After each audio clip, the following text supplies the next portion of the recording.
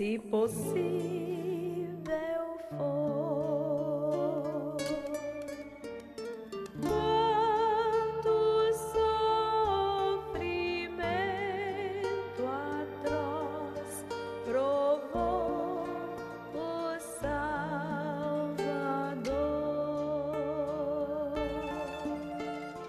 Vede quanto amor por nós, divino e santo amor, aos ombros suportou a cruz, por nós se dispôs a morte, a dor, mas logo ressurgiu em luz, tornando-se vencedor.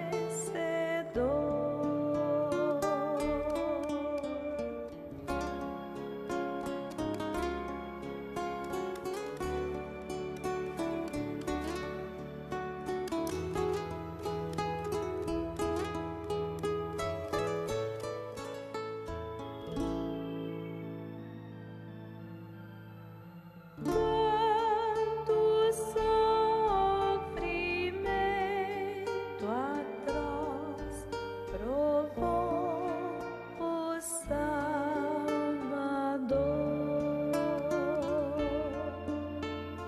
Vede quanto amor por nós, divino e santo amor,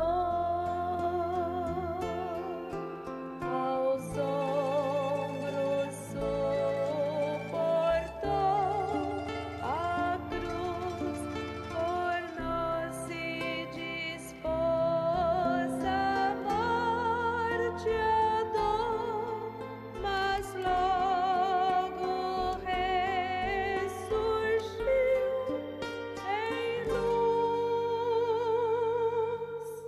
tornando-se vencedor.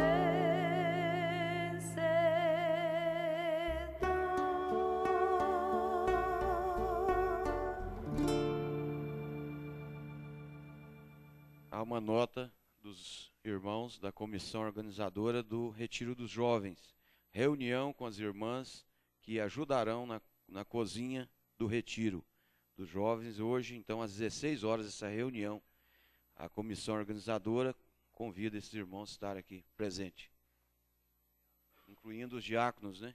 Os que irão participar ali, organizando, então, o Retiro dos Jovens. Então, às 16 horas hoje, esta reunião. Somente crer, tudo é possível, somente crer.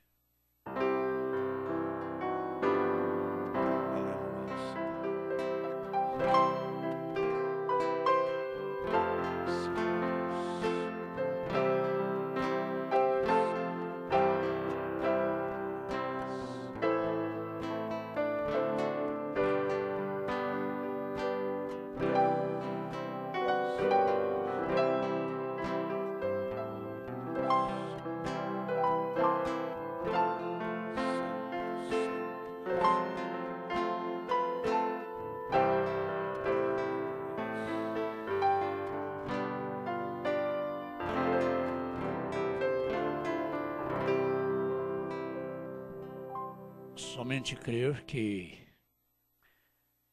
nesta cidade há um grupo de eleitos que está reunido aqui, que faz parte de uma igreja que está predestinada para não cair, predestinada para ser arrebatada. Ontem à noite, vem assim, até para orar a gente precisa ter uma inspiração. Senão, às vezes, não passa de uma repetição de palavras. Parece que vai vindo assim um aperto no coração da gente por essa tão grande responsabilidade. Mas como ouvimos no encontro regional, quem vai levar essa igreja no rapto, ou quem está levando é Deus. Não somos nós. Eu também estou sendo levado junto com a igreja. E essa igreja está predestinada para não cair. Segundo a Eva, né? Está predestinada para não cair. Como a primeira Eva caiu. A primeira igreja caiu. Isso nos dá um refrigério. Não sabemos quantos vão chegar. Só sabemos que não vão ser muitos. O número é muito pequeno. Não são, a gente prefere pensar e crer que todos aqui são, mas de acordo com a palavra, é uma minoria ainda dos que estão aqui. Nem todos que estão na mensagem estão no rapto. Nem todos que estão na mensagem, a mensagem está. O profeta disse, alguém perguntou para ele, irmão Brano, o senhor crê que o senhor está? Ele diz, eu espero. Pela misericórdia de Deus eu seja um dos tais. Nem todos conseguirão chegar. Muitos terão sua fé paralisada, estão tendo sua fé paralisada pela glória de Sodoma, como Ló. Mas a fé dos eleitos paralisa a glória de Sodoma, da Sodoma de hoje. A glória de Sodoma paralisa a fé fraca, a fé nominal, a fé comum. Mas a fé do eleito consegue paralisar a glória do mundo. Há moças e moços aqui que já paralisaram. A glória do mundo paralisou. Não surte efeito mais na vida de vocês. São vencedores. Nesse companheirismo que nós vamos ter com os jovens, no próximo final de semana, nós vamos ver alguma coisa sobre isso. E assim toda a igreja. Né? Não é necessário uma preocupação desnecessária. Os eleitos vão chegar e nós sabemos que não são muitos e a gente quer que sejam muitos. A gente quer que sejam todos, ou que seja todos, mas não são todos. Mas Deus cuida. Deus cuida dos seus. Há pessoas que às vezes saem e vão dizendo, mas como eu perdi tempo. Agora eu estou no meu lugar. Mas o eleito, por uma desventura qualquer, ele cai, ele não tem mais alegria na vida. Ele, às vezes está fora, mas não tem alegria mais. Ele não acha lugar. Ele não acha lugar para ele. E sempre há um suspiro profundo no seu coração e diz, um dia eu me levantarei. E vou me levantar na mensagem. Prega a mensagem para outras pessoas. Não aceita ninguém tocar na igreja, em nada. E diz assim, eu não estou no caminho, mas o caminho é esse. Eu não estou tomando a ceia, mas o caminho é esse. E há esperança para isso. Mas aqueles que saem dizendo, não, eu estava perdendo meu tempo. Agora que eu achei mesmo, agora eu sou feliz. Agora eu vou extravasar. E às vezes mesmo alguns, entre esses, não vão muito longe. Não conseguem ir muito longe. Agora, a minha permanência, a sua permanência na fé não é decisão nossa. Decisão de Deus. Foi Ele quem decidiu. Para começar, ter nossos nomes escritos no livro da vida do Cordeiro não foi decisão nossa. Às vezes, constantemente nós ouvimos essas expressões: eu não pedi para estar nessa condição. Eu não pedi para nascer nessa casa. Eu não pedi para vir ao mundo. Mas nós podemos dizer assim também: eu não pedi para estar aqui. Foi decisão dele, né? Antes da fundação do mundo, ele já... O profeta diz assim: a era de Laodiceia é uma era de ouro, essa última, para os eleitos, porque é a era do arrebatamento. Todas elas terminaram com o início da outra. Mas é essa última que começou em 1906, termina com raptos, não há outra era para frente. Há tempo ainda há tempo. Depois do arrebatamento ainda vai ter tempo. 3 anos e meio lá, bodas, 3 anos e meio aqui, grande tribulação. Depois milênio, ainda é tempo. Mas depois o tempo não será mais. O tempo será absorvido pela eternidade. Voltaremos a ser elementos da eternidade. Então, antes do mundo ser criado, antes das estrelas serem criadas, tudo, Deus decidiu que eu nascesse na era de ouro, na era do rapto. Nos dias em que todos os profetas, desde Enoque, desejaram viver para ver. Esses dias. Enoque falou mais da segunda vinda do que da primeira vinda. Enoque viveu antes de Noé. E João, que foi o escriba, né? O escritor do Apocalipse. Ele não foi o revelador. Revelador do Apocalipse. João não foi. Ele foi o escritor do Apocalipse. Ele escreveu o que ele viu. Mas a ele não foi revelado nada. O que vês, escreve. E ele escreveu. Abertura dos selos, as 4 bestas, os 4 animais, tudo do Apocalipse. 7 selos, a noiva subindo no 4º selo, o 5º selo para os judeus, o 5º selo cumprindo junto com o 6º. O 6º é o selo do juízo. Tudo isso João escreveu, mas ele não revelou, a ele não foi revelado.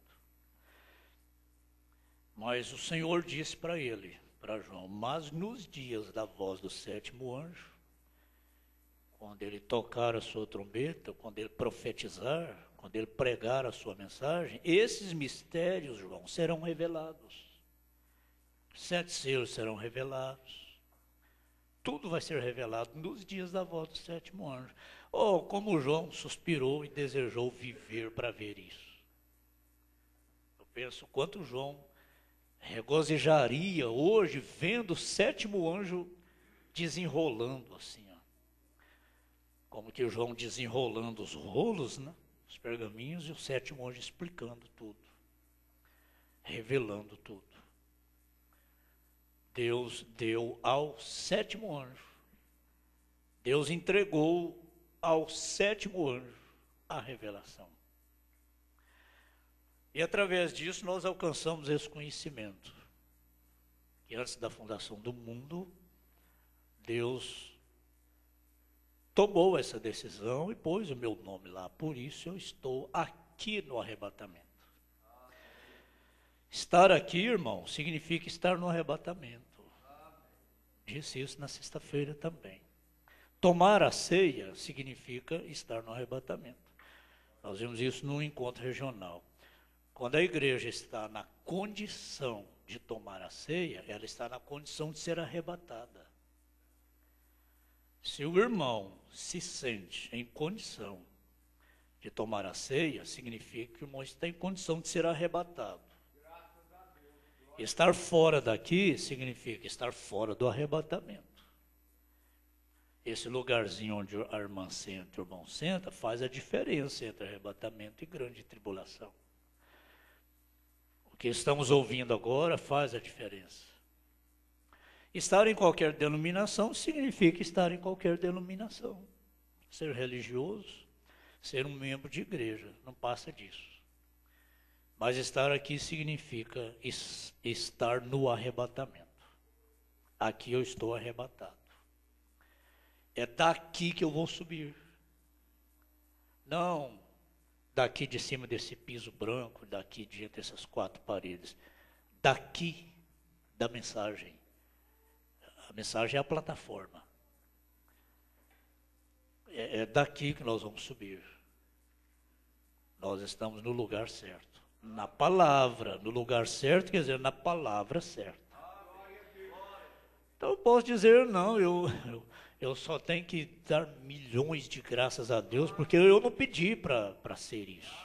Eu não pedi para ser eleito, eu não pedi para nascer eleito, eu não pedi para estar aqui, eu não pedi para ser revelado nessa mensagem, eu não pedi para ser arrebatado, não pedi nada disso. Eu nem existia. Ele tomou essa decisão. Foi decisão dele. Então pense nisso. A presença da irmã aqui, do irmão aqui, na palavra, na mensagem, é decisão de Deus. Aleluia. Mensagem um guia. Ele tem sido meu guia no decorrer da vida. Ele me guiou à vida. Ele foi aquele que me conduziu à vida. E ele é minha vida. Acho que a igreja gostaria de repetir comigo isso, não? Eu cito, aí o irmão, como um louvor a Deus, como a gratidão, cita, depois que eu citar, a mesma frase. Ele tem sido meu guia no decorrer da vida. Ele me guiou à vida. Ele foi aquele que me conduziu à vida. E ele é minha vida. Sem ele eu não tenho vida. Sem ele eu não quero mais nada. Amém. O Senhor receba isso como louvor, né? Amém. Ele é inteiramente tudo para mim em todas as situações. Nas horas da minha dificuldade, ele fica ao meu lado. Ontem ele me abençoou, hoje ele fez a mesma coisa. Amanhã vai fazer a mesma coisa. O que posso esperar? O mesmo para sempre. Louvado seja o seu nome. Amém. Sim, Senhor. Ele prometeu isto, ele fará. Ele é a minha vida. Ele é o meu guia. Tudo, em todas as situações. Eu tenho confiado nele. Tenho tido algumas provas difíceis. Eu confio nele onde quer que vá. Quero que você faça isto. Especialmente, prezado visitante. Não volte para casa hoje sem essa segurança, não. Se vão lavar, vocês mulheres, confiem nele. Se vão à cidade, confiem nele. Seja a mulher mais rica do mundo. Se vai lavar roupa, né? Se vai trabalhar, se vai à cidade, por onde quer que for, confie nele. Confie nele, seja um pobre rico. E não queira ser um rico pobre. Então, essas situações, elas nos pegam sem avisar. Mas ele é o meu guia em todas as situações. Nunca vamos nos cansar de repetir isso. Se todas as circunstâncias te encontram em Deus, você vai encontrar Deus em todas as circunstâncias. Se todas as situações te encontram em Deus, você vai ver Deus em todas as situações, as mais adversas. Mas se determinadas situações te encontram longe de Deus, você vai sentir-se muito longe de Deus em todas as situações. Não faça isso. Não deixe a vaidade falar mais alto. Não deixe o egoísmo falar mais alto. Não deixe o seu próprio espírito humano falar mais alto. Mas admita, sou totalmente dependente de Deus. Sem Ele eu não sou nada. O que eu quero fazer nesse mundo sem Ele? Temos aqui um bom exemplo, um testemunho que inicia com essas palavras: grandes coisas fez o Senhor por nós, por isso estamos alegres. Anápolis, 7 de novembro de 2010. Bom dia, amada igreja. Venho por meio destas palavras transmitir um grande livramento. No dia 5 de outubro fui submetido a uma cirurgia. Seria simples, sempre dizemos, não tem cirurgia simples, toda cirurgia tem risco. Vai crendo que tem um anjo lá dentro, esperando. Vai com essa confiança. A princípio parecia ser tão simples, mas por complicações do procedimento, durou cerca de 3 horas. Uma irmã em Goianésia foi para o hospital, fez uma cirurgia e já estava de alta. Essa irmã, eu fiz o casamento dela. E ela estava de alta, mas teve que tomar uma injeção na saída. E quando ela tomou a injeção, desmaiou e não voltou mais. Foi assim, irmão? Quando estava aplicando a injeção, desmaiou. Era uma injeção que ela não podia tomar, naturalmente. Foi embora. Estava na comunhão. Estava em comunhão. Teve muitas complicações na vida, mas deixou este consolo. Já tinha feito a cirurgia, estava de alta, agora uma injeção. Então, essa cirurgia parecia muito simples, mas por complicações no procedimento, durou cerca de 3 horas. Após sair do centro cirúrgico, senti um mal-estar e uma dor muito forte. Recebi, então, medicamentos, mas mesmo assim a dor não passou. E após 40 minutos, não suportando mais a dor, pedi a meu esposo que ligasse para o pastor e pedisse que fizesse uma oração por mim. Ele começou a orar, mas a dor persistia.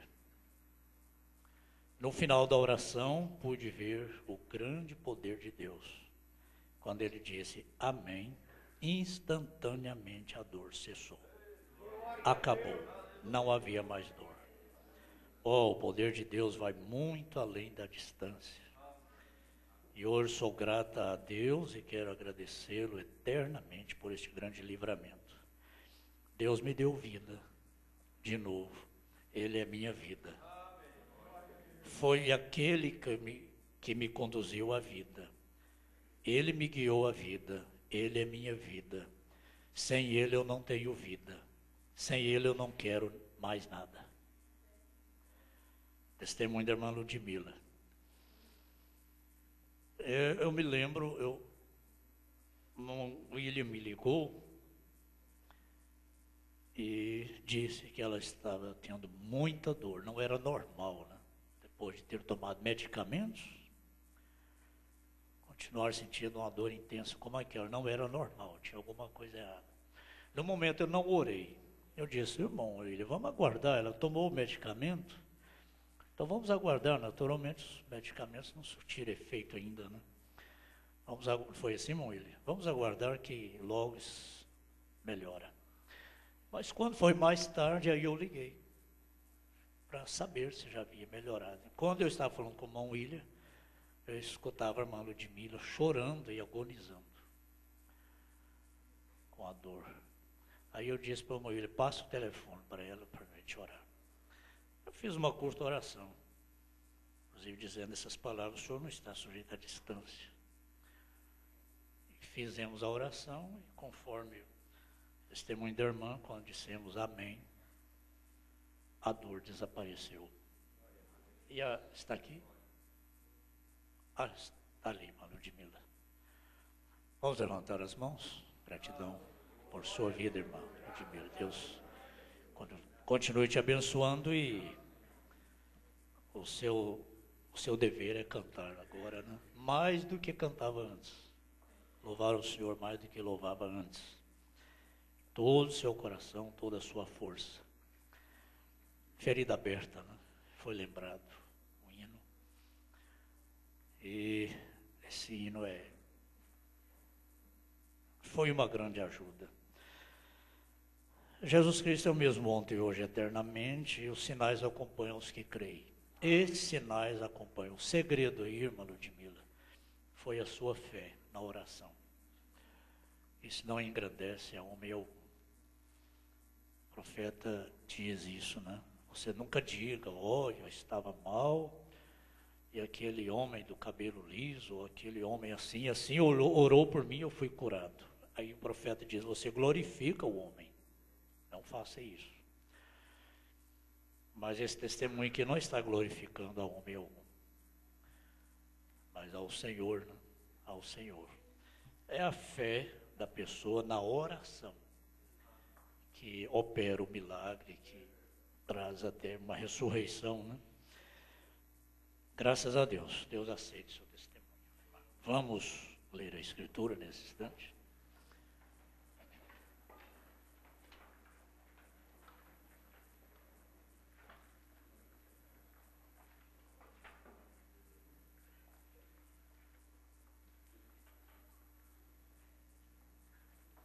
Vamos lembrar aqui uma coisa interessante, que durante a leitura não deve haver movimentações, até os diáconos param, né? Na atividade que eles estão, a não ser uma emergência. Mas se eles estiverem andando, na hora da leitura da Bíblia, eles param onde estão. Ontem eles lembraram que muitos irmãos estão fazendo isso. Às vezes irmãos que chegam na hora que a Bíblia está sendo lida, eles param ali na porta. Isso é uma grande reverência. Quando a Bíblia estiver sendo lida ou uma oração estiver sendo feita, para na porta, não entra, né? Terminou, aí entra. E ele diz, mas os diáconos disseram, mas há outras pessoas que entram como se estivesse entrando no supermercado. Às vezes a Bíblia está sendo lida, na hora de reverência, eles entram como se estivesse entrando num lugar comum qualquer. Mas se alguém, eu acho que quem faz isso é falta de conhecimento, a gente quase não tem falado isso. Meus irmãos que entram assim, que talvez nunca ouviram isso. Mas vamos ter essa lembrança, né? As crianças, nenhum movimento. E às vezes, isso acontece nos encontros também. É que às vezes é um período longo de louvor, de devocional, o povo vai cansando, né? E aí quando o pregador lê a Bíblia, que vai cantar um hino, aí a gente vê que mundo de gente saindo para ir ao banheiro, tomar água, alguma coisa assim, né? Então aproveita aquele hino para dar uma saidinha, que é um horário muito impróprio. Mas em cultos normais nós não temos período longo assim de devocional. E muito menos na hora da leitura pessoas saírem, ir lá fora na hora da leitura. Isso não é próprio. Essa reverência faz muito bem para a igreja e até de uma forma individual. Apocalipse capítulo 2, versos 4 e 5. É a carta à igreja de Éfeso. E sofreste, aliás, 4 e 5. Tenho, porém, contra ti que deixaste a tua primeira caridade. Falando com a igreja primitiva. Que deixaste o teu primeiro amor. Lembra-te, pois, de onde caíste. E arrepende-te. E pratica as primeiras obras. Quando não, brevemente a ti virei. E tirarei do seu lugar o teu castiçal, se não te arrependeres. Pastor Júlio, leu o verso 5. Lembra-te, pois, de onde caíste, e arrepende-te, e pratica as primeiras obras. Quando não, brevemente a ti virei, tirarei do seu lugar o seu castiçal, o teu castiçal, se não te arrependeres. Lembra-te, pois, de onde caíste, e arrepende-te, e pratica as primeiras obras. Quando não, brevemente a ti virei, e tirarei do seu lugar o teu castiçal, se não te arrependeres. Digna-te, Senhor, abençoar-nos nesta manhã, com mais esta porção da tua palavra, e que isso traga honra e glória para Jesus Cristo, no nome de quem nós oramos. Amém. Sentar-vos, irmãos.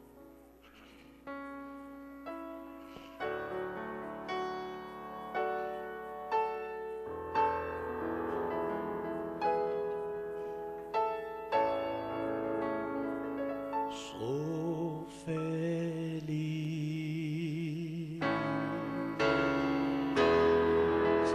com Jesus.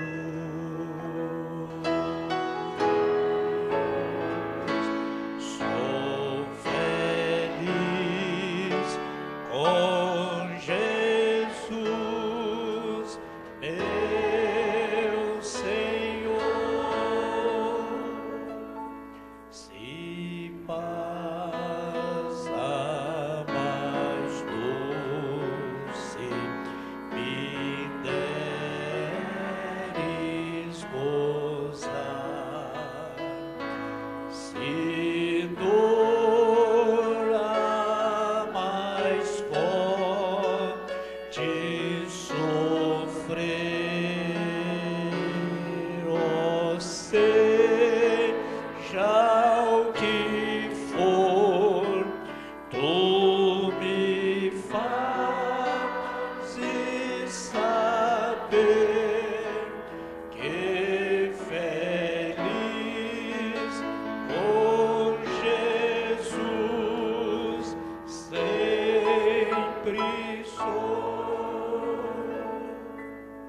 Sou feliz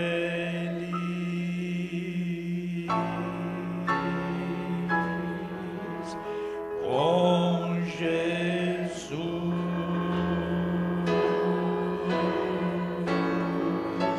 Sou feliz com Jesus, meu Senhor.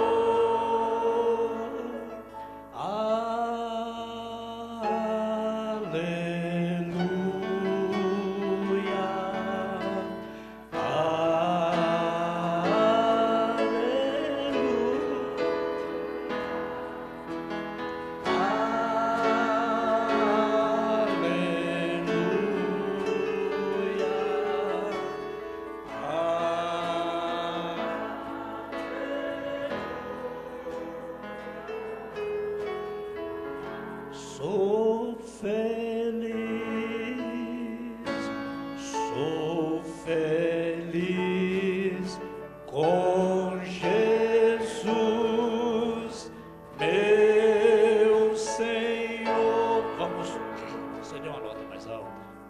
Baixa aí a nota. Esse aleluia emenda. A mocidade já sabe, não sabe? A mocidade já sabe esse aleluia aí? Nós estamos aproveitando só o aleluia de um hino. O hino é bonito, mas estamos adaptando isso só o aleluia. Sou feliz. Ficou baixo. Não, pera aí. É vocês que tem que fazer o aleluia, porque a minha voz não está dando. Mas vocês dão conta, está sem microfone, né? Mas sem microfone mesmo, solte a voz aí. Segura o aleluia. Volta aí para a mesa.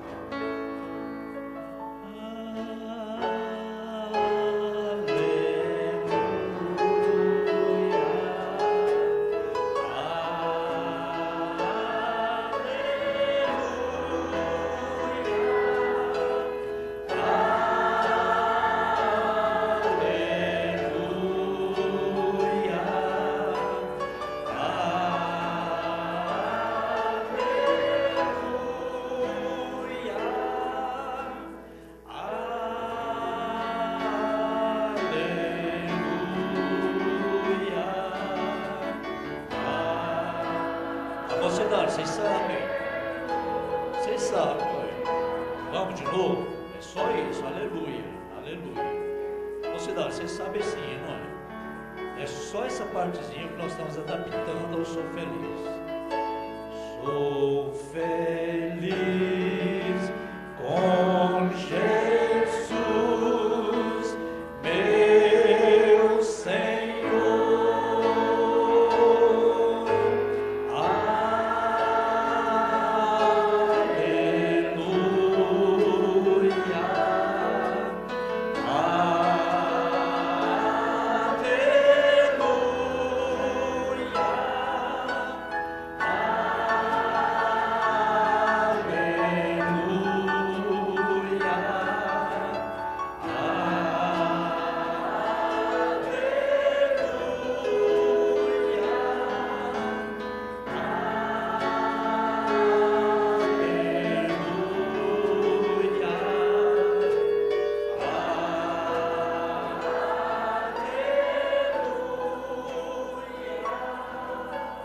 Termina assim ou emenda com o outro. Fica bom, Valete? Fica bom? Então vamos agora. A igreja pegou também, né? O pessoal que sabe, a mocidade sabe, agora a igreja também. Mas esse aleluia tem expressão, viu? Tem a força de expressão. Assim, aprenda a usar a voz, né? Soltar a voz, assim, de maneira educada, né? Mas solte a voz. Os jovens já sabem. Isso fica muito bom, esse hino, emendando com esse corinho aí, uma adaptação muito boa. Volta aí. Sou feliz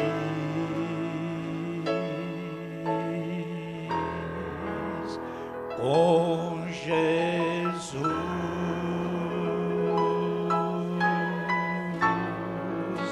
sou feliz com Jesus, meu Senhor. Só um momentinho, um momentinho. Quem está com os braços cruzados, desencruza os braços. Solte as mãos, tem as mãos soltas. Vamos. Sou feliz assim. Aleluia. Aleluia. Com Jesus.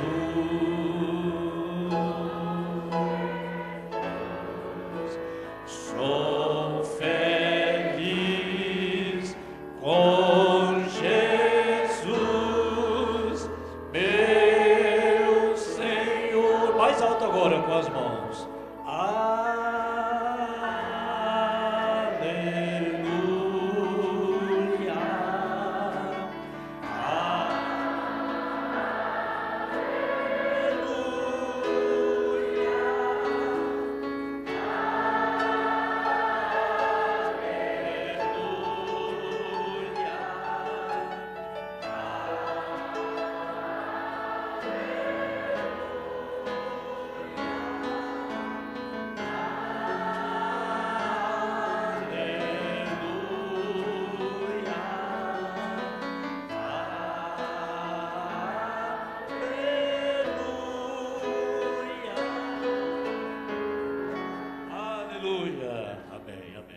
Começando, né? Ainda não cantamos com a igreja, está começando a ficar bom, vai ficar muito bom esse hino, essa sequência. Há outros corinhos, né, hinos que fazem uma sequência.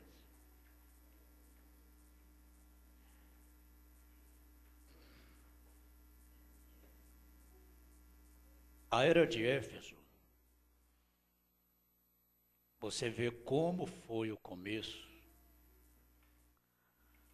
na primeira igreja, como que o clima espiritual da igreja foi baixando. Qual era o clima espiritual da igreja? Ela tinha deixado o seu primeiro amor. Por quê? O que aconteceu? Deixando o seu primeiro amor da palavra de Deus, foi nos revelado como tendo caído de sua origem, que era o Pentecostes. Em inglês, claro, isso quer dizer que esta igreja estava em perigo de ser despojada da liderança do Espírito Santo. Despojada, perdeu a liderança, o controle do Espírito. Isso não é muito difícil de acontecer. Foi isto mesmo o que aconteceu depois que Moisés conduziu Israel para fora do Egito. O plano de Deus era conduzi-los pela coluna de fogo, pela unção profética, milagres e sinais e as maravilhas dadas por Deus.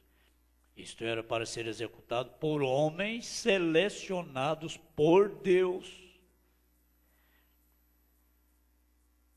Eu vou voltar um pouquinho.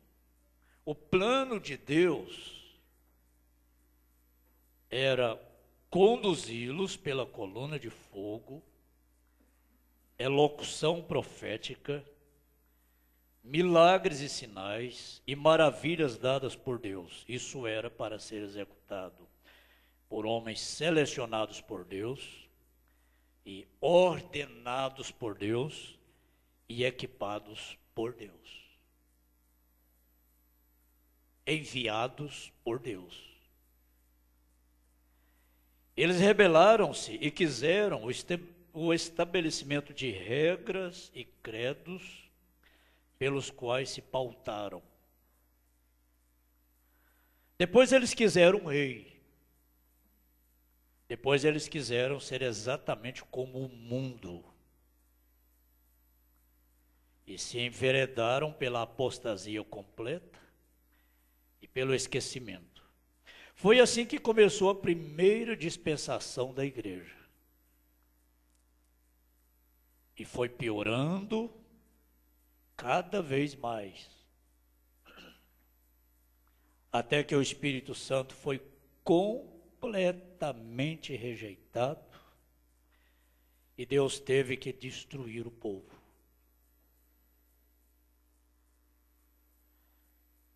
Agora, vê você como foi o começo na primeira igreja, foi chamada Atos. Logo chegou a ser uma doutrina, chegou a ser a norma, a regra inflexível. Finalmente dominou e Deus foi lançado a um lado. Começou tão pequeno, tão quietamente, tão pacificamente, a igreja vai acostumando, vai ficando normal. Coisas que não eram normais uns anos atrás vão ficando normal. Então começou com Atos, logo chegou a ser doutrina, chegou a ser norma, a regra inflexível finalmente dominou e Deus foi lançado a um lado. Começou tão pequeno, tão quietamente, tão pacificamente. Parecia ser algo bom, algo puro. Então se apoderou e como uma serpente, Piton, ela aperta até expulsar a própria vida e matar toda a espiritualidade que havia na igreja. Esta falsa vinha é sutil. É como um anjo de luz, até que se apodera de alguém. Agora eu quero dizer-lhes, eu creio em liderança, porém não na liderança do homem. Eu creio na liderança do Espírito Santo por meio da palavra. Também creio que Deus tem posto homens na igreja, homens que têm dons do Espírito, os quais manterão a ordem na igreja. Creio nisso. Por isso eu disse no início, essa igreja foi predestinada para não cair. Porque ela é liderada pelo Espírito Santo. E qualquer homem que porventura queira injetar sua própria liderança, sua própria maneira, às vezes diz, eu sou assim, quer dizer, diante desta igreja, como líderes, e às vezes até tentando impor sua própria liderança onde eles estão. A igreja está aqui. A igreja continua aqui. Ela foi predestinada para não cair. Ainda que o homem caia, ainda que Deus tenha que passar por cima de homens, mas a igreja não cai. Vamos lembrar lá da Pedro Ludovico.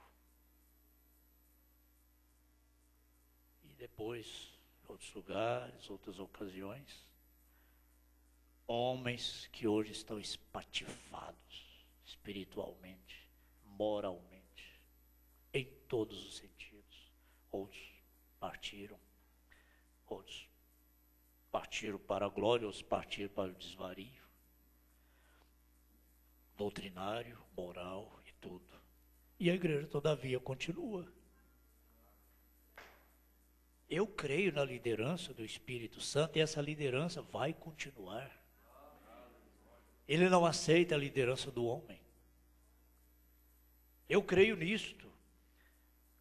Os quais manterão, Deus, também creio que Deus tem posto homens na igreja, homens que têm dons do Espírito, dons, ofícios do Espírito, os quais manterão a ordem na igreja. Creio nisso. Também creio que a igreja é governada por homens que Deus envia para tomar a responsabilidade. Mas este governo é através da palavra.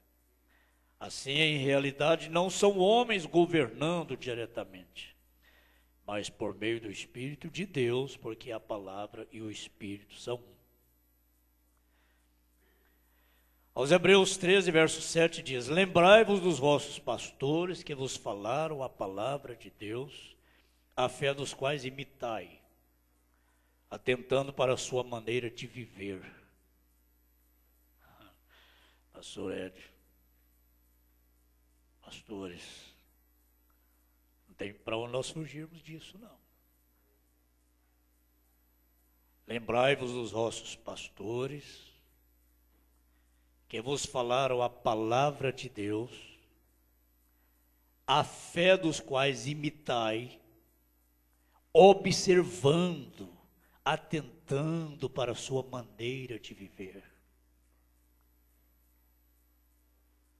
Mas vê você o que estava sucedendo ali. Aquela falsa vinha estava apoderando-se, ensinando que o governo do homem estava bem. Ensinou que a igreja tinha que ser governada. Ensinou um tipo de controle sobre o povo. Mas em vez de fazê-lo de acordo com o plano de Deus, eles simplesmente tomaram a autoridade e revestiram as suas próprias mãos de todo o poder espiritual, dando como resultado um sacerdócio santo que estava entremetido entre Deus e o povo. Voltaram diretamente ao antigo sistema de Arão. Chegaram a ser anticristo porque tomaram para si mesmos seu ofício de mediador. Deus aborreceu isto. Os efésios aborreceram isto. E todo verdadeiro crente o aborrecerá também. Teríamos que estar completamente cegos para não ver essa mesma coisa operando através de todas as eras. E hoje em dia é a pior de todas. Mas a gente lê isso aqui e diz assim: oh, graças a Deus por esta mensagem. Que depois de 2000 anos, olha aqui a escritura que lemos. Tenho, porém, contra ti que deixaste a tua primeira caridade, o teu primeiro amor. Lembra-te, pois, de onde caíste, e arrepende-te, e pratica as primeiras obras. Através da mensagem, esta igreja voltou às primeiras obras, aos Atos dos Apóstolos. Viram isso aí nessa escritura? Agora, hoje em dia é a pior de todas. O governo humano, a liderança humana. O que tiveram foi uma organização, isso separou o povo. O povo de Deus deve ser um. Por um Espírito são todos batizados num corpo, e o Espírito deve mover-se sobre cada um, e cada um deve participar na adoração de Deus. Mas os homens queriam a preeminência. Assim sendo, tomaram o controle. Bispos chegaram a ser arcebispos. E com isso, de impor títulos, se desviaram da palavra de Deus e ensinaram suas próprias doutrinas. É tão bonito isso, irmãos. E essa igreja tem aprendido. Vamos para casa, anotações do encontro, caderninho verde, irmão.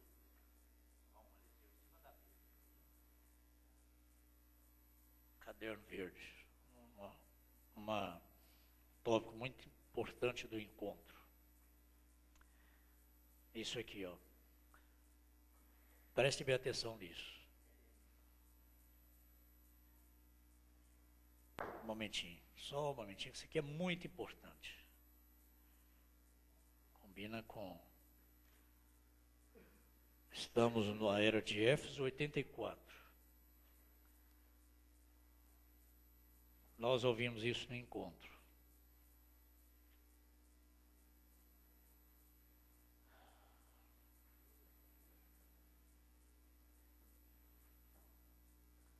Deixa-me ver aqui se eu anotei. Se eu não anotei, eu cito.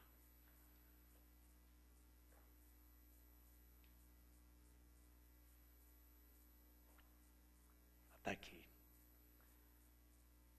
Nós ouvimos na escola. A unidade da fé. Aqui está falando de uma unidade. Olha, moças, moços, todos os irmãos, estudo assim, dá sono. Às vezes tem pessoa que fala assim, se for para me entender isso, eu já fiquei, não vou no arrebatamento, não, que eu não entendo isso. Não é questão de entender aqui, na mente, não. Mas se o irmão, a irmã atentar para isso, você vai ver que sua alma vai entender, vai regozijar.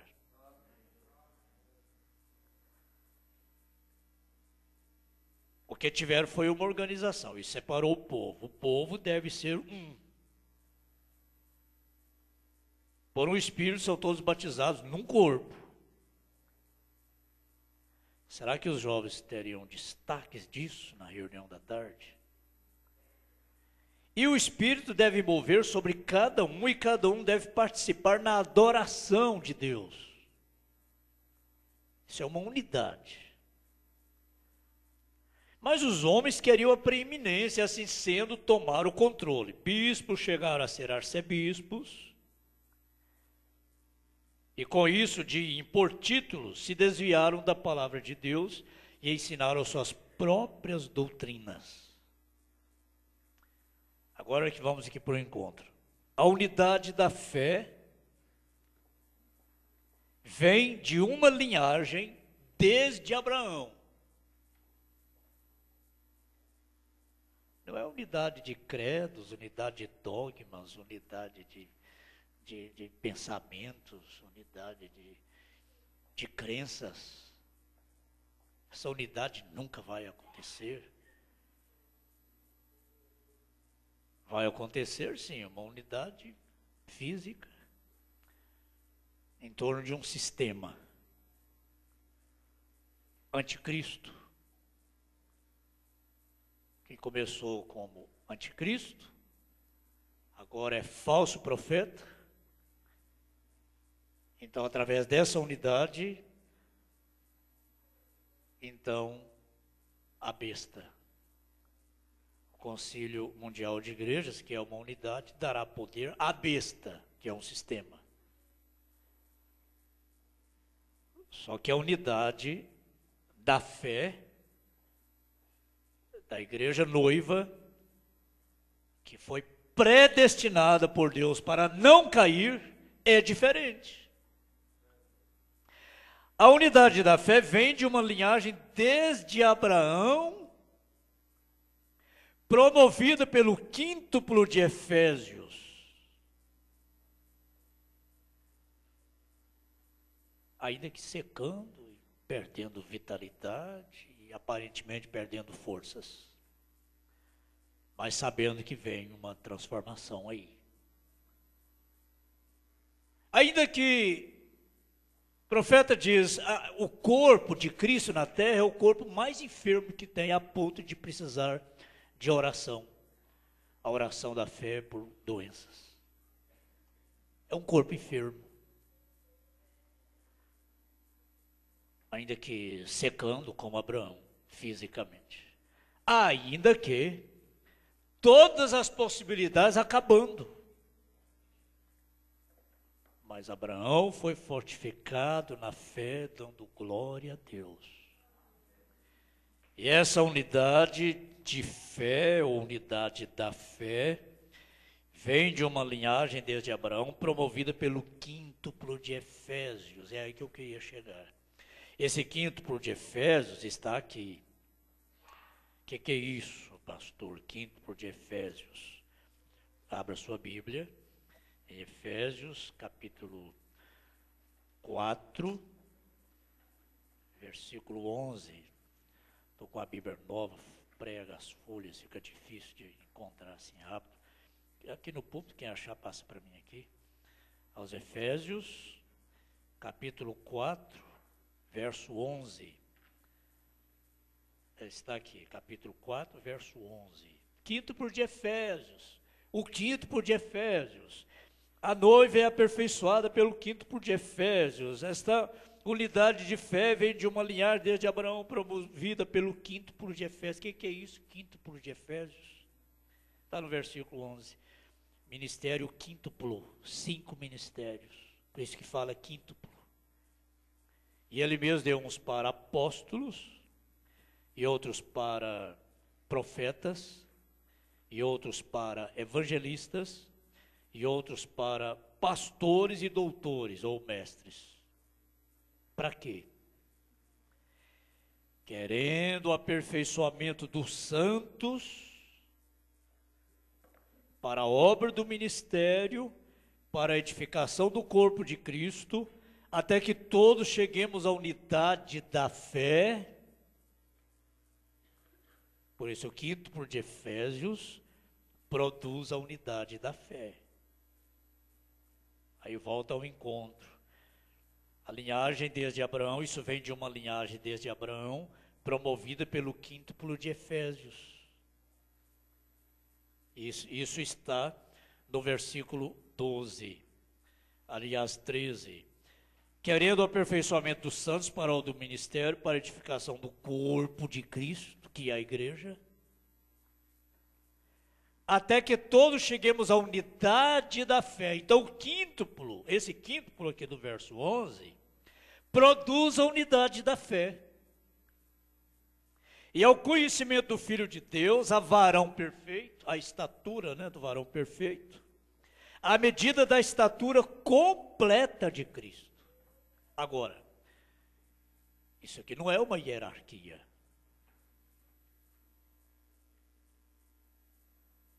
Falando com um pastor que partiu para esse desvario doutrinário, falando apenas para cumprir um dever meu, porque isso não tem retorno. Não adianta a gente debater com a pessoa e tentar provar isso e aquilo, porque não tem retorno. Isso não existe retorno, nunca vi. E ele dizendo assim, não, eu não consigo fazer o que o senhor faz, se submeter a homens, submeter a um plenário, superiores. Eu disse, não existe isso no nosso meio. Existe isto aqui que nós acabamos de ler. Nós não nos submetemos a um homem, mas nós nos submetemos a um apostolado.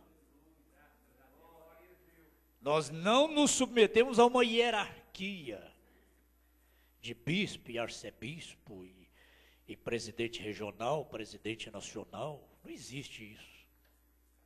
Mas existe um apostolado, existe uma ordem do Espírito à qual nós estamos sujeitos. E não é uma sujeição forçada, mas é uma ordem. Por um lado, existe isso aqui. Começou lá na era de Éfeso e hoje está pior do que nunca. Uma hierarquia, mas existe no nosso meio uma ordem do Espírito, um apostolado. E veja a diferença, sem estarmos dizendo, fulano é o mestre da mensagem. Pastor fulano de tal é o apóstolo da mensagem. O pastor fulano de tal é um bispo da mensagem, o bispo regional. Não existe isso no nosso meio. Nós não temos que dizer esse aqui, não temos que dizer esse aqui é apóstolo, esse aqui é profeta, esse aqui é evangelista, esse aqui é pastor e esse aqui é doutor. Não precisa de titular, não. Sem titular, esses 5 ministérios estão operando e através da operação destes 5 ministérios, a unidade do corpo de Cristo está sendo promovida. Está acontecendo. Até que todos cheguemos à estatura completa de Cristo, para que não sejamos mais meninos, inconstantes, levados em roda por todo o vento de doutrina, pelo engano dos homens que com astúcia enganam fraudulosamente. Efésios 4:14. Agora o 15. Antes, seguindo a verdade em caridade, cresçamos em tudo naquele que é a cabeça, Cristo,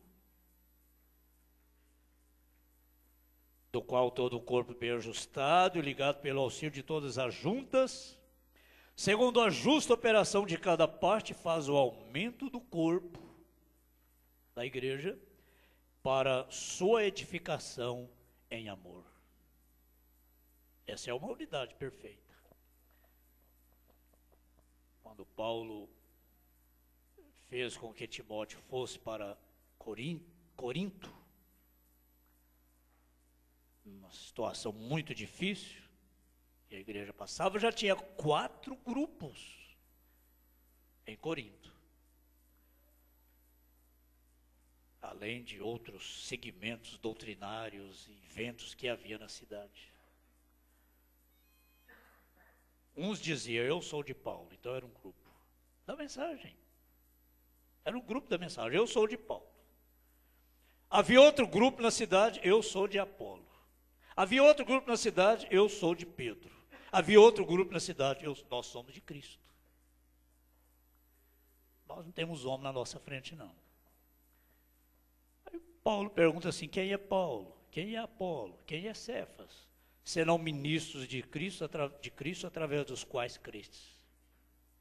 Eu plantei, Apolo regou, mas o crescimento vem de Cristo. Aí ele diz, quem é Paulo? Quem é Apolo? Para dividir grupos. E para aqueles que diziam, não, nós somos de Cristo, Paulo perguntou, está Cristo dividido? E havia quem dizia, eu vou ficar em casa. Eu não vou seguir a ninguém, não vou seguir Paulo, não vou seguir Pedro, não vou seguir Cefas, não vou seguir ninguém, vou ser crente em casa, vou ler a mensagem em casa, vou ser pastor da minha família. Vou ser pastor de mim mesmo. Eu mesmo dou a ceia. Eu mesmo faço a minha ceia com a minha família. Está Cristo dividido? Irmãos, vamos nos ater a isso, vamos prestar atenção nisso, vamos. O rapto está tão perto, Jesus está tão perto. Mas vocês estão notando que cada vez mais essa unidade vai sendo fortalecida no nosso meio, irmão Elias? O senhor está notando isso? Sem ficar dando títulos. Vocês estão notando como esta unidade está sendo promovida por esse quíntuplo, sem ninguém estofar o peito e dizer, eu sou mestre da terceira puxada, eu sou mestre da nuvem, eu sou mestre disso, eu sou mestre daquilo, não sou desobediente à visão celestial. E separa um grupo para ali, separa outro grupo ali, separa outro grupo para lá. Olha,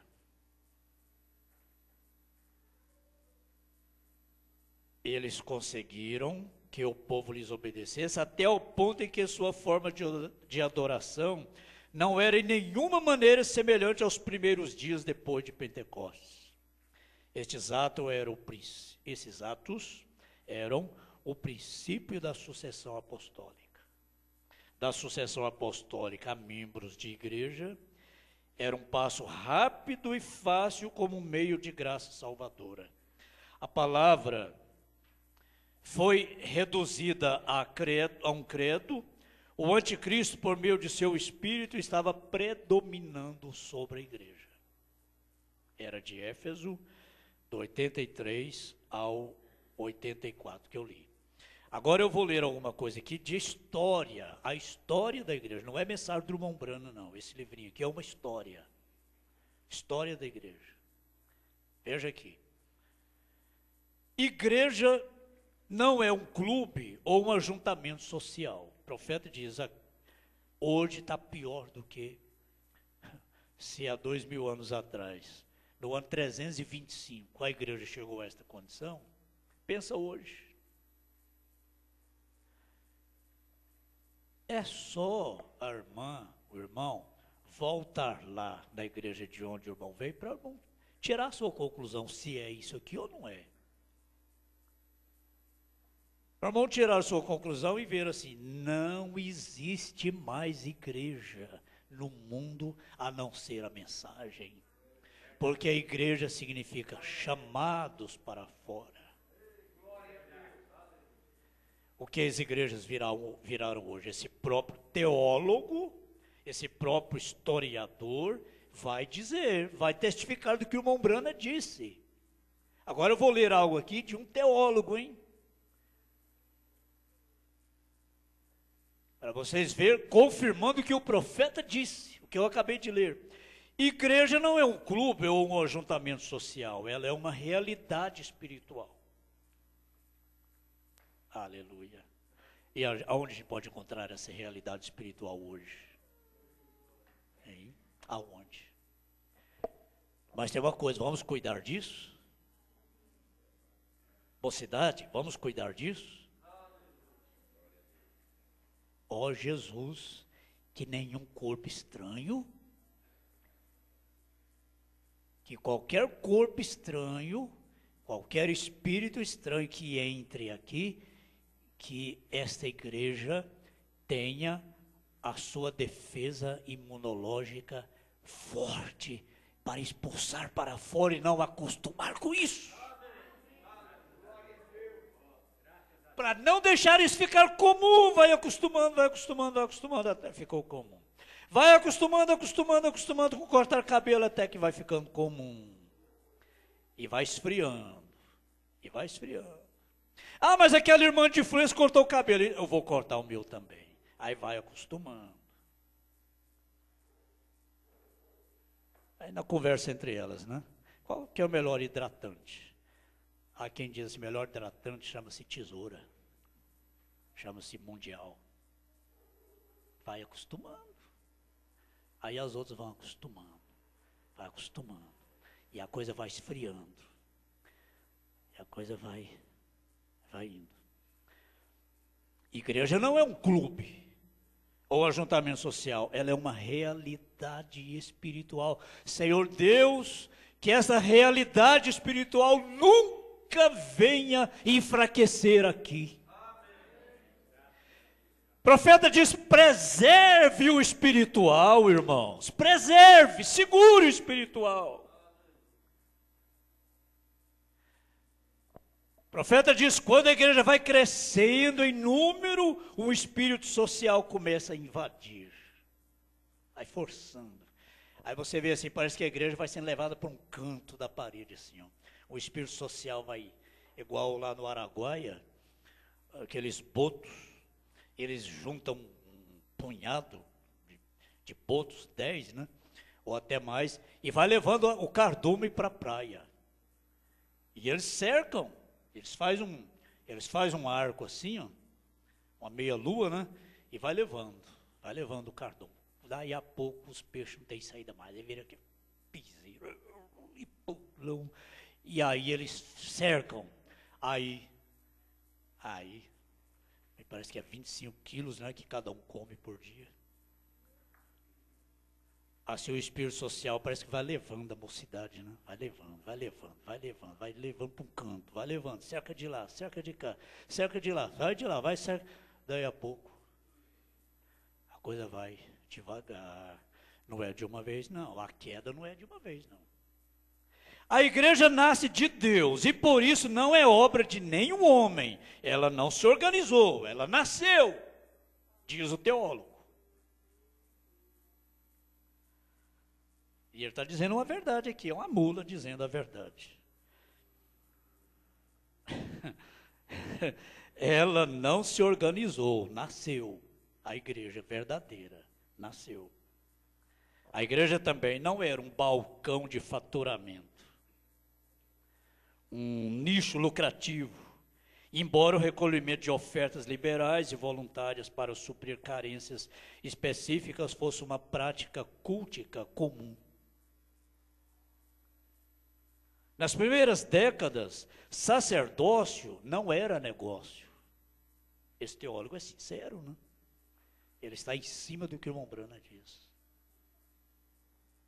Nas primeiras décadas, sacerdócio não era negócio. Hoje eles chamam a si mesmo de bispo, chamam a si mesmo de apóstolo, chamam a si mesmo de sacerdotes.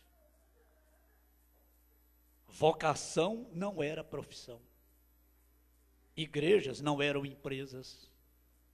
Pastores não eram gestores. Crentes não eram clientes. Por isso ela cresceu orgânica, diaconal, conceitual e numericamente. Tanto em Israel como em outras nações, essa realidade, todavia, foi mudando aos poucos. Está vendo? como que isso confirma o que o Mombrano está dizendo aqui nas eras, a igreja caminhava em direção à institucionalização. A mesma, desde então, se tornou um negócio rentável. Descobriram assim o potencial da religião para gerar receita e transformaram a noiva do Cordeiro em mero balcão de faturamento. Mentira, aqui agora ele fez uma mentira. Transformaram a igreja denominacional em um mero balcão de faturamento, mas a noiva de Cristo não. A noiva do Cordeiro não. A noiva do Cordeiro escapuliu disso, ó, faz muito tempo. Sai dela, povo meu! Você saiu, nós saímos.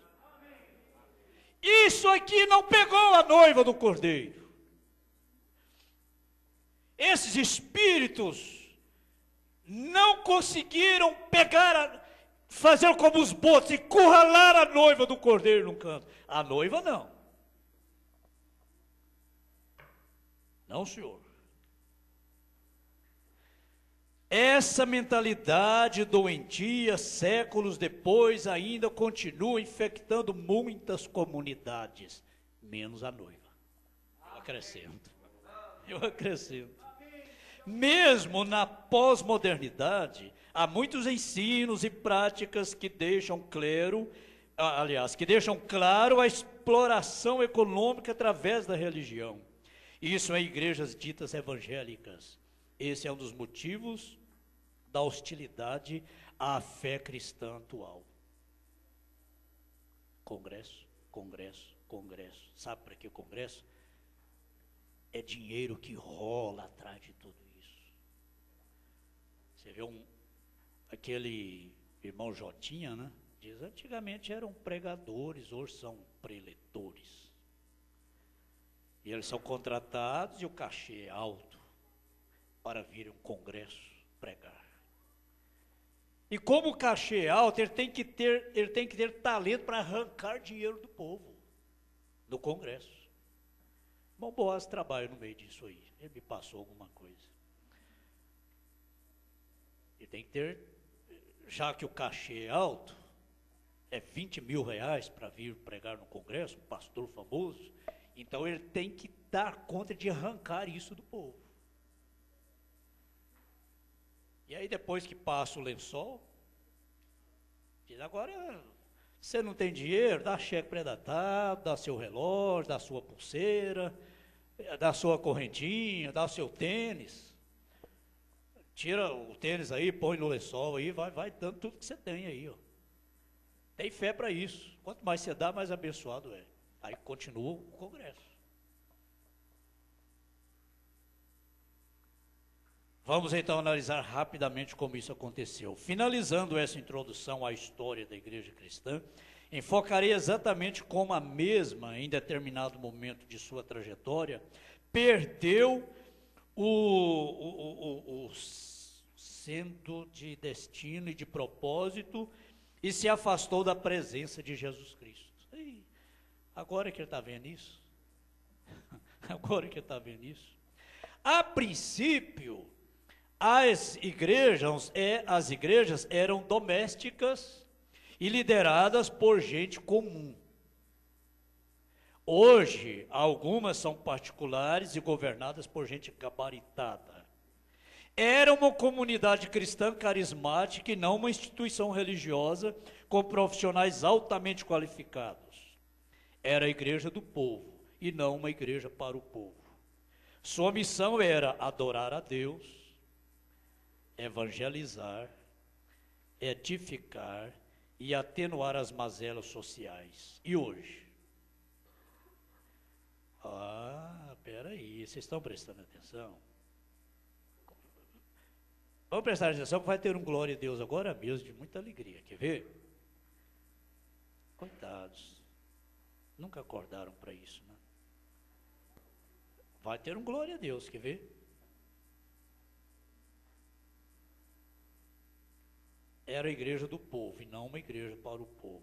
Sua missão era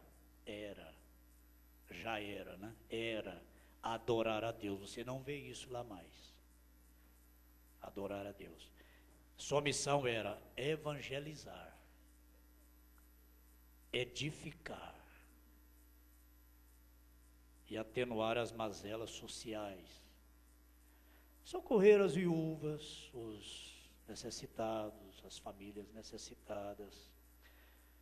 Os diáconos tinham uma dispensa, era uma igreja diaconal, cuidava dos seus, como Paulo recomenda.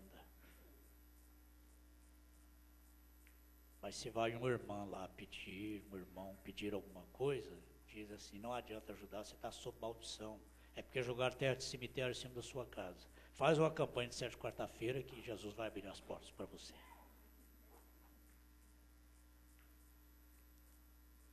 Chegou uma família lá, nós estamos precisando de um socorro da igreja. Socorro? Socorro. É que fizeram um feitiço para você, por isso sua vida está azarada. Faz uma campanha de 7 de quarta-feira. Não adianta ajudar não, porque está sob maldição. A igreja vai cair na maldição também. É isso. A missão da igreja era isso. Era a igreja do povo. Era evangelizar. Era edificar. Era atenuar. Era socorrer as famílias necessitadas, os irmãos necessitados. E hoje? Mas, nos dias da voz do 7º anjo, quando ele tocar a sua trombeta, aleluia, mas Elias virá e restaurará todas as coisas, aleluia, vamos dar glória a Deus por isso, aleluia, glória a Deus. E hoje, há uma interrogação, e hoje, eles estão perdidos, e hoje, para onde vão? E hoje, mas nós dizemos, mas nós aqui podemos dizer, mas hoje o Elias veio e restaurou essas coisas, restaurou esses princípios. E a igreja tem vida em si mesma também. Agora, eu continuo assim, talvez seja simplesmente gerar receitas para sedimentar negócios miliardários, ostentar o soberbo padrão de vida do ministério sacerdotal e hierárquico, isto é, dos religiosos profissionais que comercializam o sagrado usando o verbo para ganhar verba, para gerar verba. Mas como e quando a igreja saiu dos trilhos e comprometeu sua fidelidade a Jesus Cristo? O profeta mostra que aonde foi. A deterioração espiritual de qualquer igreja não acontece subitamente. É um processo às vezes moroso, lento. A igreja cristã não foi exceção. Sua ruína foi progressiva, sua degradação paulatina. Os cristãos primitivos não concebiam a igreja como lugar de culto como faz hoje. Antes se reuniam em casas, em Atos 12, 12, Romanos 16, 15, Colossenses, Efésios, Filemão 4, no templo, Atos 5:12, auditórios públicos de escola, Atos 19:9, e nas sinagogas, até quando foram permitidos, Atos 14:1, 3, 17, 1, 18, 4, o lugar naquela época não era tão importante como o propósito de encontro para a comunhão uns com os outros e para o culto a Deus. Hoje é catedral, gelada, parece uma catatumba gelada. Sua preocupação inicial era adoração autêntica a Deus, evangelização dos perdidos, edificação dos salvos, e ação social para dirimir a dor, atenuar ou erradicar o sofrimento que fustigava as pessoas. Não estava circunscrita ao templo judaico, tanto é que após a sua destruição Em 70 depois de Cristo, a marcha prosseguiu. Não parou com a devastação da suntuosa edificação. Realizava suas fervorosas reuniões em cada casa que gentilmente se abria para recebê-la. Não importava se era grande ou pequena, rico ou pobre, esplêndida ou modesta.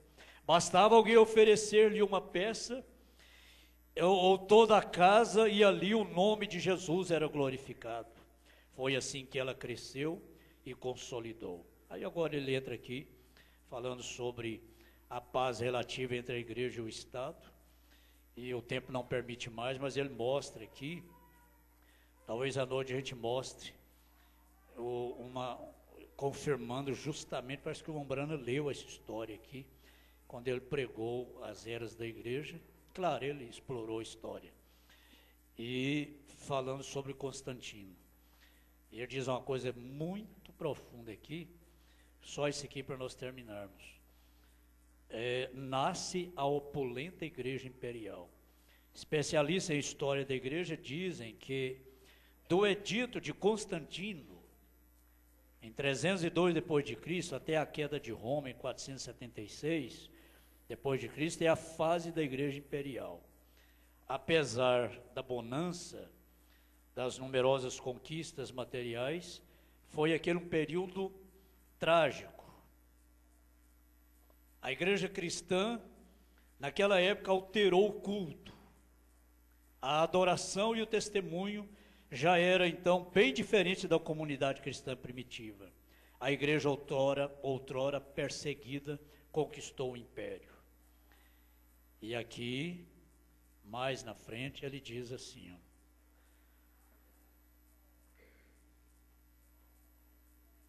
aqui, isso aqui eu achei muito forte. Confirmando o que o profeta diz. A igreja ficou cada vez mais institucionalizada e menos dependente do poder e orientação do Espírito. Nascia assim a Igreja Católica Romana. Quanto ao crescente prestígio e poder do bispo de Roma, Roma ainda era a sede do governo do império, logo dava ao bispo certo grau de importância, quando deixou de ser o centro do poder político e se tornou uma potência religiosa singular. O profeta nos mostra isso, exatamente isso. Mas nós podemos terminar agora com isso. O quíntuplo, aliás, a unidade da fé, vem de uma linhagem, Deus cuida. Por isso nós iniciamos dizendo, essa igreja foi predestinada para não cair. Ela não vai cair. Aleluia. Ela será arrebatada. Já estamos arrebatados. Já fomos arrebatados de tudo isso. E agora nós estamos na plataforma do arrebatamento. Aleluia. A unidade da fé vem de uma linhagem, desde Abraão, promovida pelo quíntuplo de Efésios. Um apostolado, uma ordem, um organismo. E Deus cuida disso. Deus tem cuidado disso. Deus tem cuidado desta igreja. Deus vai cuidar desta igreja até o fim. E o fim é o arrebatamento. Vamos nos colocar em pé, irmãos.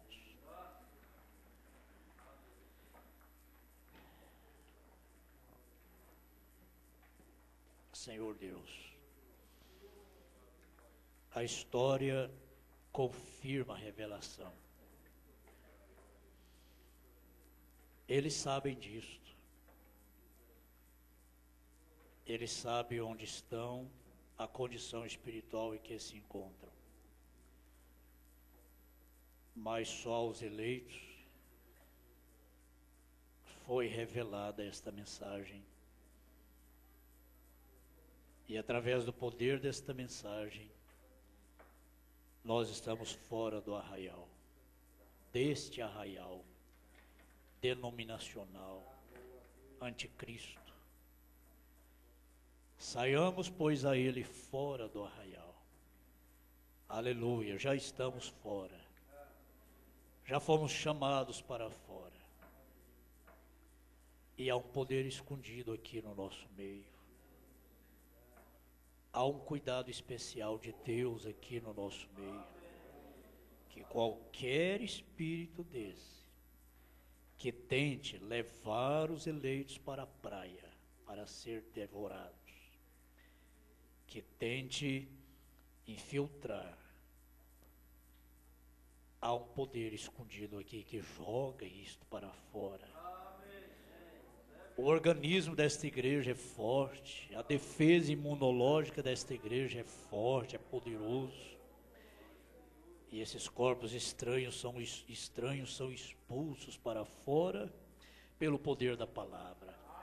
Esta igreja é fortificada em Cristo, através da sua palavra. Oh, nos alegra sabermos que o Senhor cuida desta vinha. O Senhor cuida deste povo. O Senhor cuida desta igreja. Nós temos visto isso ao longo dos anos, aqui em Anápolis, aqui nesta cidade. Como o Senhor tem cuidado do teu povo. Quantas coisas terríveis têm acontecido. Quantos homens já se colocaram diante deste povo, tentando impor uma liderança humana. Onde estão eles? Para onde iríamos nós também, se isso acontecesse conosco? Tomaríamos os mesmos caminhos ou até piores. Oh, Jesus, mas conserva a tua mão de ajuda e orientação sobre nós. Conserva essa liderança do Espírito Santo aqui entre nós. Nunca seja imposta diante desta igreja uma liderança humana, mas que nós sejamos apenas instrumentos nas mãos de Deus, para que o Espírito Santo lidere, conduza, lidere, prepare esta igreja para ser raptada, aleluia, num amanhecer destes muito em breve. Ah, glória a Deus. Quando este doutor aqui pergunta, e hoje, para o mundo denominacional, nós podemos responder, hoje o Elias veio e restaurou todas as coisas. Nos levou de volta aos Atos dos Apóstolos, a doutrina primitiva, e revelou todos os mistérios que foram escondidos durante todos os séculos e todas as gerações, agora foram dados a conhecer ao teu povo. Aleluia, glória a Deus, aleluia, dá glória a Deus por isso, glória ao Senhor, dá glória a Deus e ao mesmo tempo ore dizendo, Senhor, conserva a liderança do Espírito Santo em nosso meio. Ore agora, a igreja levanta a mão por nós aqui no púlpito e diga isso na oração, Senhor, livra-nos da liderança humana. Que estes irmãos, pastores, nunca imponham sobre nós uma liderança humana, mas que eles sejam apenas instrumentos nas mãos de Deus, através dos quais o Espírito Santo lidera. Sempre os pastores oram pela igreja, mas agora eu quero que a igreja ore por nós. A igreja ore agora por nós.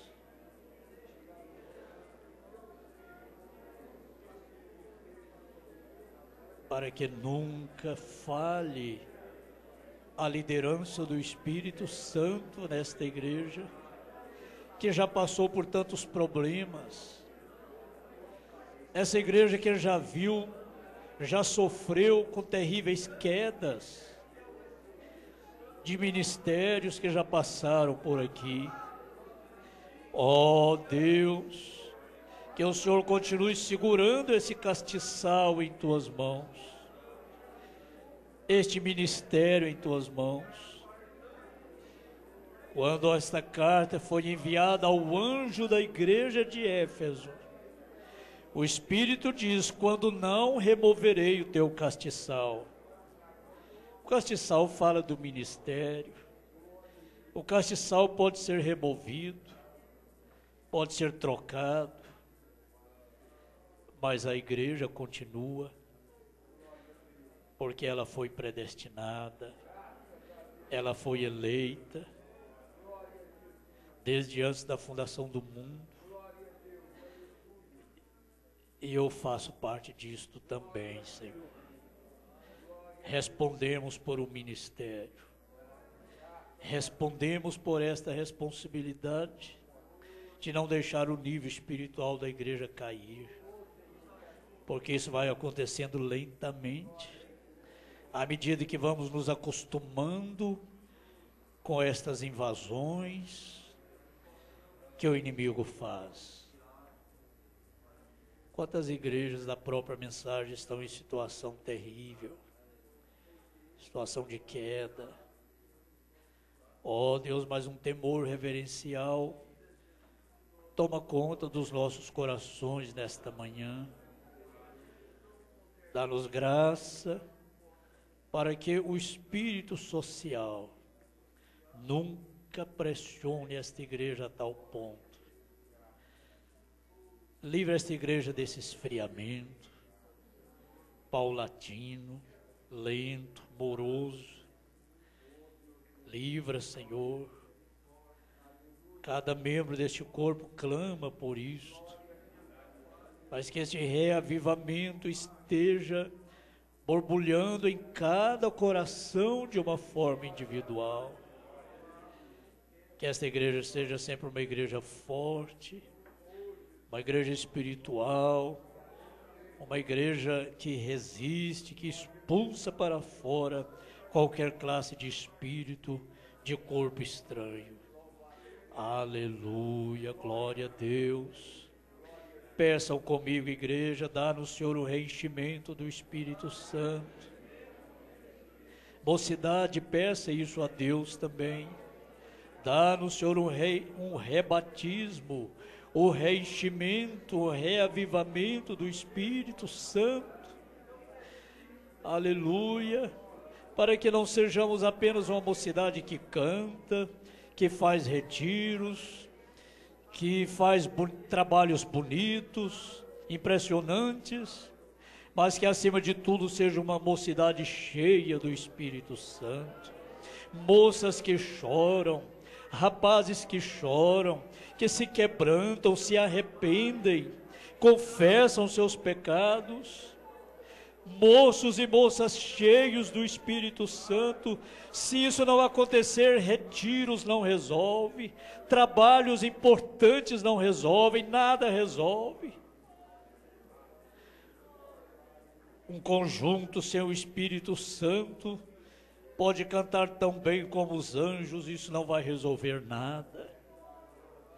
Pastores podem pregar até beber o fôlego, se não tiver o Espírito Santo, isso não produz nada. Ó Deus, esta igreja clama por isso nesta manhã. Nós clamamos por uma renovação, Senhor. Renova-me, Senhor. Renova-nos, ó Deus. Ajude-nos a lembrarmos do primeiro amor, das primeiras obras, e arrepender-nos por termos distanciado tanto. Que haja arrependimento no coração das irmãs, de muitas irmãs, por terem distanciado tanto das primeiras obras, do primeiro amor, da simplicidade, da humildade.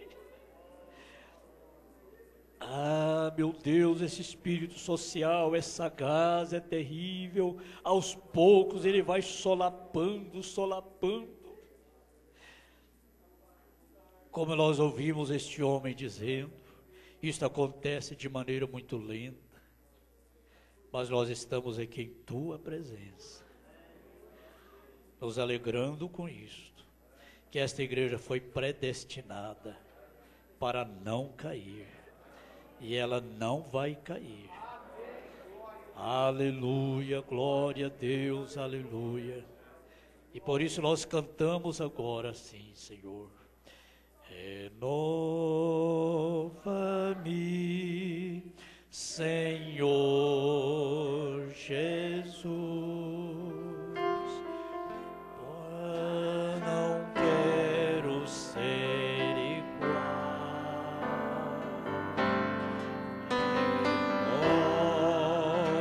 Renova-me, Senhor Jesus.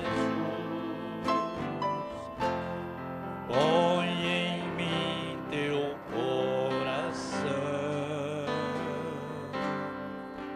porque tudo que há dentro de mim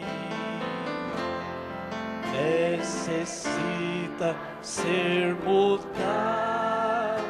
Senhor, porque tudo que há dentro do meu coração necessita mais de ti. Esta unidade da fé, que vem de uma linhagem desde Abraão, que é promovida pelo quíntuplo de Efésios, coloca a igreja na contramão com o mundo. Coloca vocês, moças, na contramão, e sejam felizes por isso. Coloca a igreja na contramão do espírito social.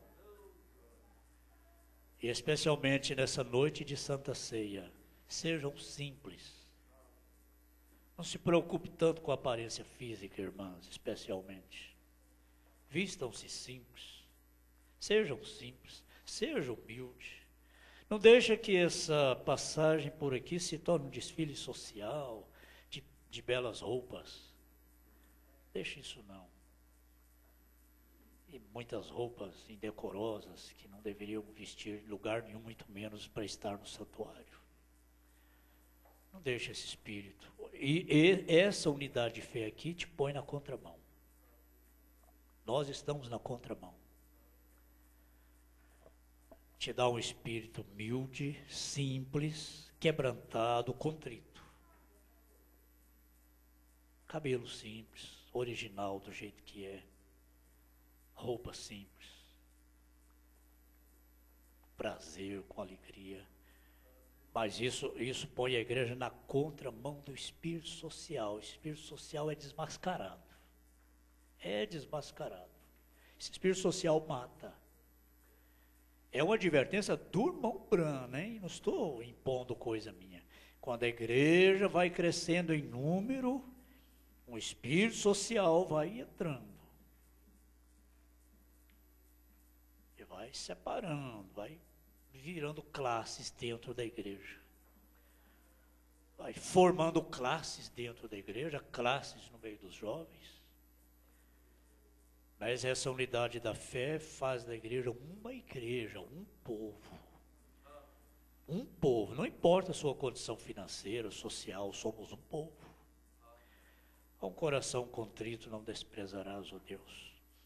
Deus ajudou também, falou também a estes irmãos, irmão Micael Fernandes, irmã Célia em Goianésia, também irmão Joãozinho e Wagner, é um repórter, né, que eu acompanho no trabalho em Itapetininga, estado de São Paulo, e 2 comunicaram, mas nós tivemos 7 computadores conectados conosco aqui nesta manhã.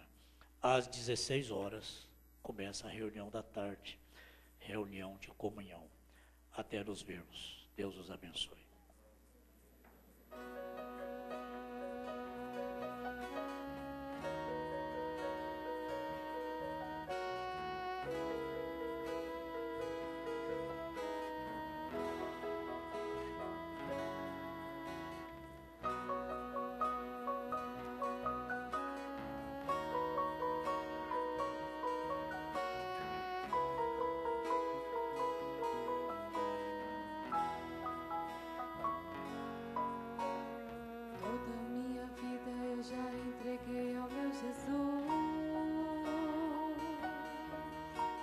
Sou templo e morada do Espírito Santo de luz.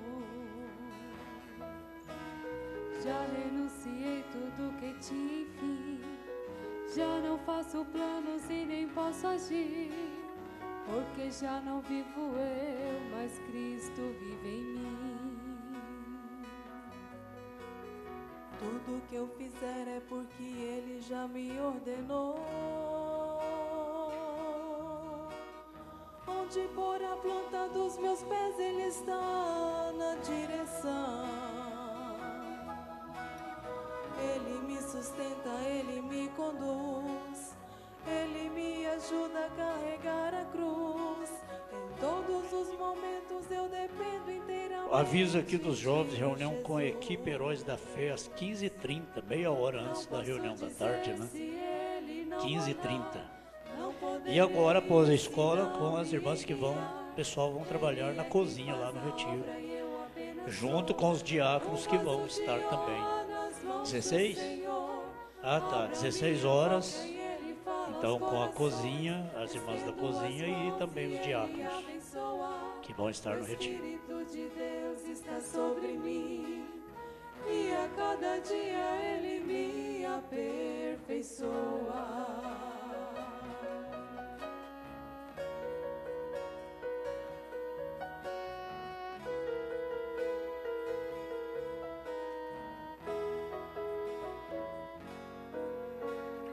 Não posso dizer se Ele não mandar, não poderei ir se não me enviar.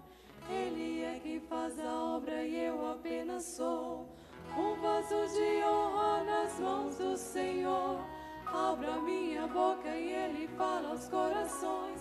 Estendo as mãos e Ele abençoa. O Espírito de Deus está sobre mim, e a cada dia Ele me aperfeiçoa.